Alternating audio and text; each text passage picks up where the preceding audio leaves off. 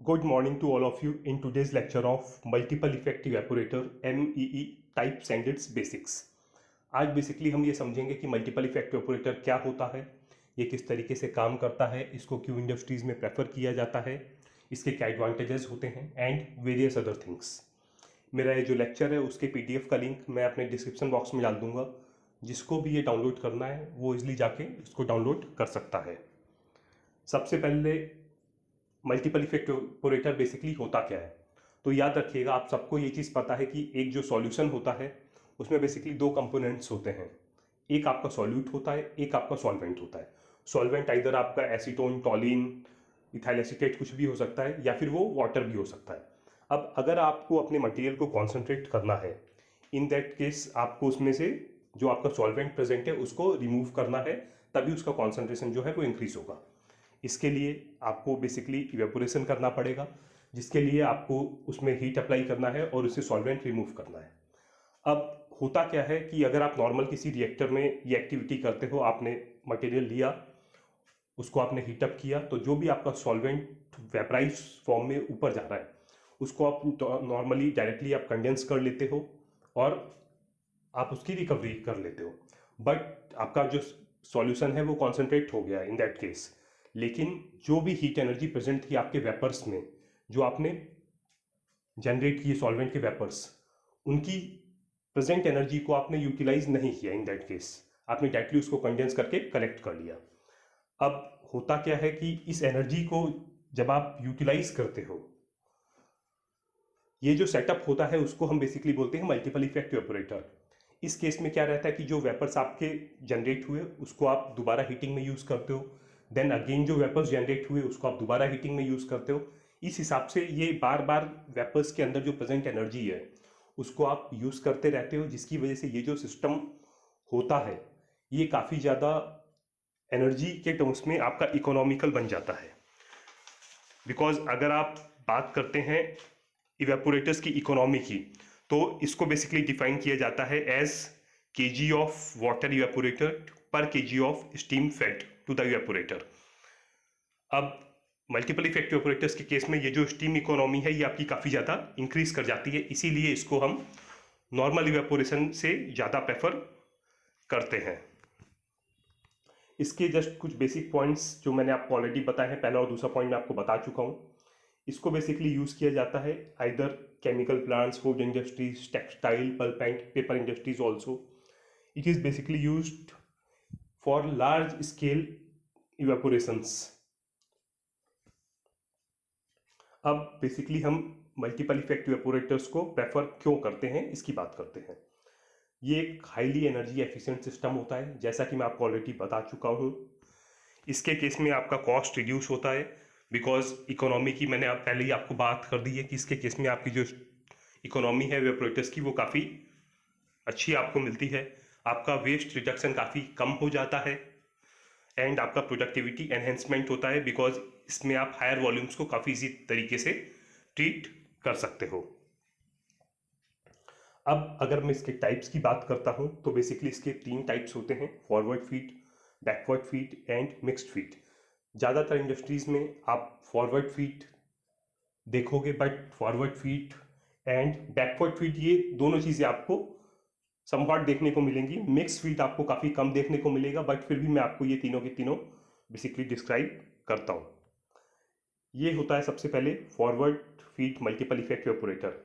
इसके केस में आप बेसिकली देखेंगे तो यहाँ पे आपके 3 इवेपोरेटर्स प्रेजेंट हैं। जो फीड है फॉरवर्ड फीड के केस में आपका फीड और स्टीम दोनों पहले इवेपोरेटर में एक साथ में एंटर कर रहा है। इसके बाद में पहले के जो वेपर्स जनरेट हो रहे हैं ये वेपर्स आपके सेकेंड इफेक्ट में जा रहे हैं, और यहाँ से जो स्टीम आपने डाली ये कंडेंसेट फॉर्म में नीचे की तरफ मूव कर रही है। जो आपका कॉन्सेंट्रेटेड सॉल्यूशन यहाँ पे जनरेट हुआ वो सॉल्यूशन यहाँ से आगे मूव कर रहा है और वेपर टॉप से यहाँ पे हीटिंग के लिए मूव कर रहा है। सेम यहाँ पे आपका हीटिंग हो रहा है। अब आप देखो यहाँ से जो वेपर्स जनरेट हो रहे हैं वो अगले में मूव कर रहे हैं और कॉन्सेंट्रेटेड सॉल्यूशन इस लाइन के थ्रू अगले में सिस्टम में जा रहा है। अगेन जो वेपर्स जनरेट हुए उनको आपने कंडेंसर से कंडेंस करके कलेक्ट कर लिया, और यहाँ से आपका जो ये वेपर्स आपके यहाँ पे ये कंडेंस हुए हैं वो आपके यहाँ से सिस्टम से बाहर निकल गए। सो इस केस में बेसिकली अगर आप देखोगे तो स्टीम और फीड दोनों एक ही डायरेक्शन में आपका मूव कर रहे हैं। ऐसे अरेंजमेंट को हम बोलते हैं forward feed multiple effect evaporator. अब इस केस में सबसे इंपॉर्टेंट चीज़ कि ये मूवमेंट आगे की तरफ अपने आप होता कैसे है। तो याद रखिएगा कि अगर आप देखिए तो वैक्यूम बेसिकली हम सबसे last system means first second third vacuum जो हम अप्लाई करते हैं वो थर्ड सिस्टम से अप्लाई करते हैं, जिसकी वजह से जो सबसे ज़्यादा वैक्यूम होता है वो आपका थर्ड सिस्टम में होता है, देन आपका सेकंड सिस्टम में, देन आपका फर्स्ट सिस्टम में। मींस अगर मैं प्रेशर की बात करता हूँ तो प्रेशर मेरा सबसे ज़्यादा फर्स्ट सिस्टम में होगा, देन सेकंड, देन थर्ड। इस प्रेशर डिफरेंस की वजह से जो मूवमेंट होता है वो बेसिकली अपने आप होता रहता है। नेक्स्ट स्लाइड में बेसिकली हम बात कर रहे हैं backward feed multiple effect evaporator की। अब इस केस में आप देखेंगे तो स्टीम को हम यहाँ से फीड कर रहे हैं फर्स्ट इफेक्ट में, लेकिन फीड को हम लास्ट इफेक्ट में फीड कर रहे हैं। अब यहाँ पे आप देखिए, यहाँ से आपने स्टीम को फीड किया, जो भी मटेरियल इसके अंदर प्रेजेंट है फीड यहाँ से आ रहा है, वो आपका वेपर्स फॉर्म में आगे की तरफ मूव कर रहा है। यहाँ से वेपर्स आपके इस तरीके से मूव करते हैं और यहाँ से आपने पंप लगा के इसको इस डायरेक्शन में बेसिकली आपने जो आपका फीड है उसको इस डायरेक्शन में मूव करवाया। अब इस केस में जैसा कि लास्ट केस में अपना था कि प्रेशर डिफरेंस की वजह से मूवमेंट हो रहा था, इस केस में वैसा बिल्कुल भी पॉसिबल नहीं हो पाएगा, इसीलिए मैंने यहाँ पे मूवमेंट के लिए पंप्स का यूज़ किया है। तो सबसे पहले आपको ये देखना है कि आपका रिक्वायरमेंट किस तरीके का है, बिकॉज यहाँ पे आपको एक्स्ट्रा में पंप्स यूज़ करने पड़ रहे हैं, जिसकी वजह से फॉरवर्ड फीड को हम ज़्यादा प्रेफर करते हैं, लेकिन कई कंडीशंस में हम उसको यूज़ नहीं भी कर पाते हैं। अब मेन डिफरेंसेस की बात करते हैं basically forward feed and backward feed की। तो याद रखिएगा कि फॉरवर्ड फीड के केस में जो सॉल्यूशन और जो आपका स्टीम और सॉल्यूशन दोनों एक डायरेक्शन में फ्लो करते हैं, जैसा कि मैंने आपको पहले बताया, लेकिन बैकवर्ड फीड के केस में दोनों अपोजिट डायरेक्शन में फ्लो करते हैं।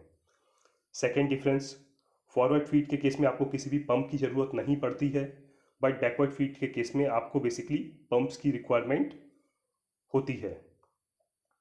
फॉरवर्ड फीड के केस में जितना भी हीटिंग होता है कोल्ड फीड सॉल्यूशन का, वो बेसिकली फर्स्ट इफेक्ट में होता है। इसके केस में लेस वेपर्स आर प्रोड्यूस्ड पर केजी ऑफ स्टीम फेड, जिसकी वजह से इसकी जो इकोनॉमी है वो आपको कम मिलती है। लेकिन जो आपका बैकवर्ड फीड होता है उसके केस में जो सॉल्यूशन है उसको हर इफेक्ट में हीट किया जाता है, जिसकी वजह से इसकी जो इकोनॉमी होती है ये फॉरवर्ड फीड के कंपैरिजन में अच्छी होती है। बैकवर्ड फॉरवर्ड फीड को बेसिकली हम वहाँ पे प्रेफर करते हैं जहाँ पे फॉरवर्ड फीड को हम वहाँ पे प्रेफर करते हैं जहाँ पे जो मोस्ट कॉन्सेंट्रेटेड लिक्विड होता है वो मेरा लास्ट इफेक्ट में जाके प्रोड्यूस होता है और जिसकी विस्कोसिटी लास्ट इफेक्ट में सबसे ज़्यादा होती है। लेकिन बैकवर्ड फीड के केस में जो कॉन्सेंट्रेटेड लिक्विड होता है वो बेसिकली डायरेक्टली फर्स्ट इफेक्ट में एंटर करता है, जहाँ पे टेम्परेचर हायर होने की वजह से उसकी विस्कोसिटी जो होती है वो सबसे कम हो जाती है। फॉरवर्ड फीड के केस में आपका जो मेंटेनेंस चार्जेस और जो पावर कॉस्ट होता है वो काफ़ी कम होता है, लेकिन बैकवर्ड फीड के केस में maintenance charges and power cost जो होता है वो काफ़ी ज़्यादा इंक्रीज कर जाता है।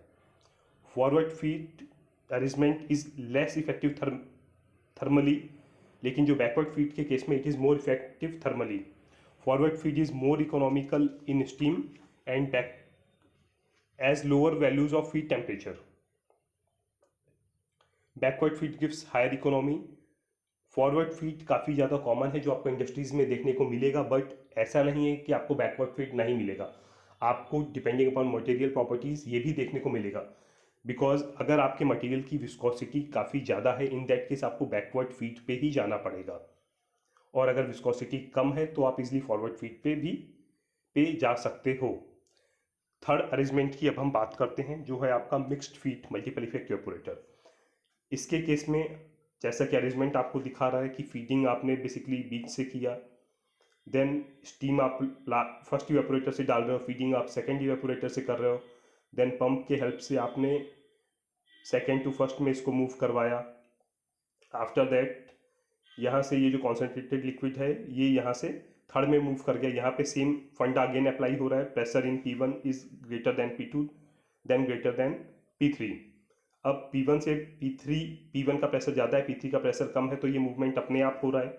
लेकिन अगर आप देखोगे P1 और P2 में, तो P1 का प्रेशर ज़्यादा है, P2 का प्रेशर कम है, इसीलिए बेसिकली मेरे को यहाँ पे एक पंप का यूज़ करना पड़ रहा है।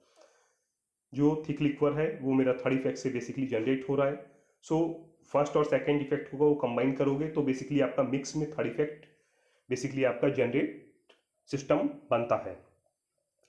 इस सिस्टम को बेसिकली तभी यूज़ किया जाता है जहाँ पे हम एक optimal balance of heat economy and product handling दोनों चीज़ें चाहते हैं।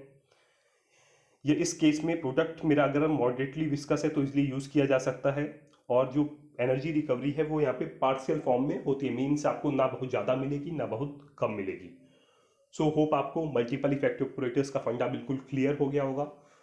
नेक्स्ट लेक्चर में मैं दोबारा आपको समझाऊंगा कि मल्टीपल इफेक्टिव ऑपरेटर्स में बेसिकली हीट लोड को किस तरीके से कैलकुलेट किया जाता है। Till then goodbye and have a nice day.